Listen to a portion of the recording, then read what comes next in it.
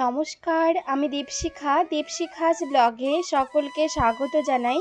বন্ধুরা, আজ আমি আপনাদের সাথে শেয়ার করব প্রত্যেক দিন আমার বাড়িতে প্রতিষ্ঠিত শিবলিঙ্গের পূজা আরাধনা কিভাবে করে থাকি। ভিডিওটি শেষ পর্যন্ত দেখতে থাকুন, আশা করি ভালো লাগবে। বন্ধুরা, ভিডিও বানানোর সুবিধার্থে আলাদা একটি আসন প্রস্তুত করে তার উপর পুজো করে দেখাবো। প্রত্যেক দিন পূজার আসনেই পুজো করি। তো সবার প্রথমে প্রদীপ ও ধূপকাঠি প্রজ্বলন করে নিলাম। এরপর স্নান পর্ব শুরু করব। বন্ধুরা, প্রত্যেক দিন যে যে সামগ্রী দিয়ে বাবাকে স্নান করাই সেটাই দেখাচ্ছি। এখানে নিয়েছি ঘি, মধু ও গঙ্গার জল। এগুলো দিয়ে বাবাকে রোজ স্নান করাই, তবে সোমবার দিনটা বা বিশেষ কোনো দিনে বাবাকে দুধ বা পঞ্চামৃত অর্থাৎ দুধ, দই, ঘি, মধু, চিনি বা শর্করা দিয়ে স্নান করাই। আজকে বাবাকে ঘি, মধু, কাঁচা দুধ এবং গঙ্গার জল দিয়ে অভিষেক করাবো। প্রথমে ঘি নিবেদন করলাম বাবাকে, এরপর মধু দেব। ঘি, মধু দুধের সঙ্গে মিশিয়েও নেওয়া যেতে পারে, এখানে আলাদা আলাদা করে নিলাম। এবার বাবাকে দুধ দিয়ে ভালো করে অভিষেক করাবো। অভিষেকের সময় অবশ্যই ওম নমঃ শিবায় মন্ত্র উচ্চারণ করব। আর দুধের মধ্যে একটি বেলপাতা দিয়ে নিয়েছি। বাবার বেলপাতা খুব পছন্দের, তাই বাবার পুজোতে বেশি করে বেলপাতা ব্যবহার করি। তো আমি বাবার সঙ্গে বাসুকীনাগকেও দুধ দিয়ে স্নান করিয়ে নেব।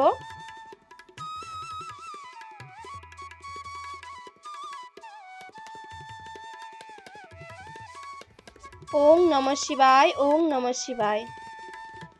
বন্ধুরা, দুধ দিয়ে অভিষেকের পর শুদ্ধ জলে গঙ্গার জল মিশিয়ে যে জলটি প্রস্তুত করে রেখেছিলাম তার মধ্যে একটু অগ্রু এবং একটু ফুলের পাপড়ি দিয়ে দেব।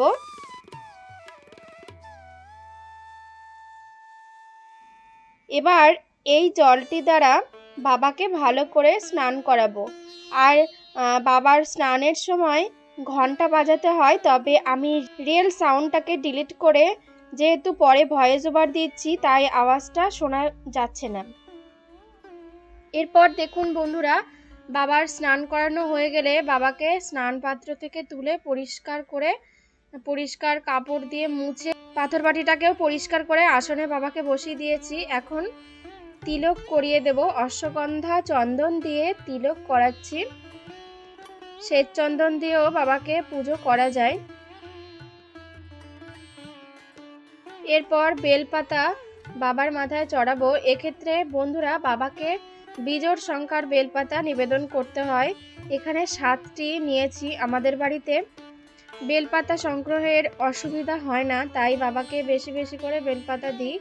আপনাদের অনেকেরই এই সুবিধা না থাকলে একটি করে বেলপাতা বাবাকে নিবেদন করবেন, বাবা তাতে সন্তুষ্ট হবেন। তো প্রত্যেকটি বেলপাতাতে চন্দন দেব এবং বেলপাতার ডান্ডির যে অগ্রভাগ রয়েছে তা একটু করে কেটে ফেলেছি।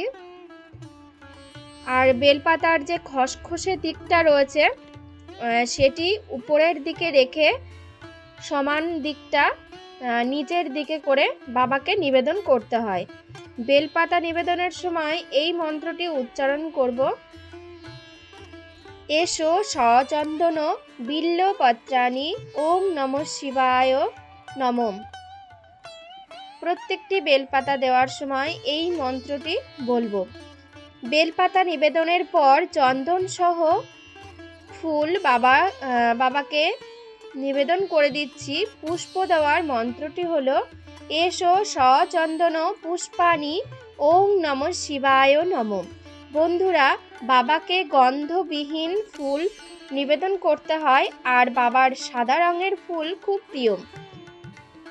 আর যে যে ফুল বাবার প্রিয় তা হলো ধুতরা, নীলকণ্ঠ বা অপরাজিতা, কলকে, আকন্দ, পদ্ম প্রভৃতি।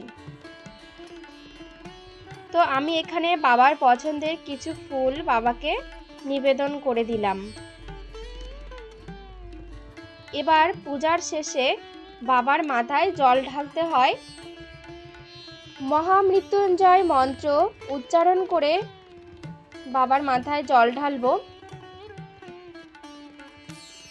ওং ত্র্যম্বকম যজামহে সুগন্ধিম পুষ্টিবর্ধনম উর্বারুকমিব বন্ধনন মৃত্যুর্মুক্ষীয়মৃতম। ওং নমঃ শিবায়, ওং নমঃ শিবায়, ওং নমঃ শিবায়। এই জলটিতে সিদ্ধি পাতাও মেশানো যায়। সিদ্ধি পাতা বাবার খুব প্রিয়। জল ঢালার পর বাবার মাথায় আতপ চাল চড়াবো। বাবাকে আতপ চাল অর্পণ করলে সংসারে আর্থিক সমৃদ্ধি ঘটে বলে মনে করা হয়, আর আমি এটা রোজ করে থাকি। এছাড়া পঞ্চশস্য বাবাকে অর্পণ করা যায়। এবার বাবাকে প্রণাম করে নেব। বাবার প্রণাম মন্ত্রটি হলো ওং নমঃ শিবায় শান্তায় কারণত্রয় হে তবে নিবেদয়ামি চ আত্মনং ত্বং গতি পরমেশ্বর। ওং নমঃ শিবায়। এবার বাবাকে ভোগ নিবেদন করে দেব। প্রথমে পানীয় জল বাবাকে নিবেদন করলাম। এরপর কিছু বাতাসা, মিষ্টি, ফল এই সমস্তই আমি ভোগে রেখেছি। প্রত্যেক দিন ফল মিষ্টি দিয়ে থাকি। এরপর আরতি করে নেব।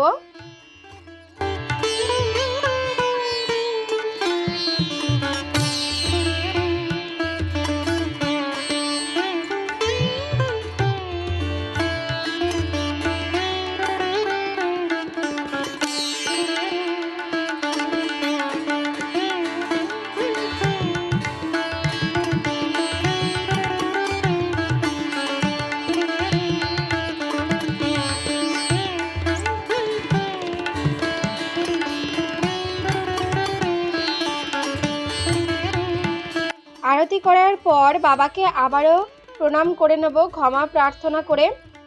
তো বন্ধুরা, এই ছিল আমার আজকের ভিডিও। ভিডিওটি কেমন লাগলো অবশ্যই কমেন্ট করে জানাবেন। ভালো লাগলে লাইক এবং সাবস্ক্রাইব করে চ্যানেলটির পাশে থাকবেন। সবাই ভালো থাকবেন, সুস্থ থাকবেন। দেখা হবে নতুন আরও একটি ভিডিওর সাথে। ওং নমঃ শিবায়, ওং নমঃ শিবায়, ওং নমঃ শিবায়।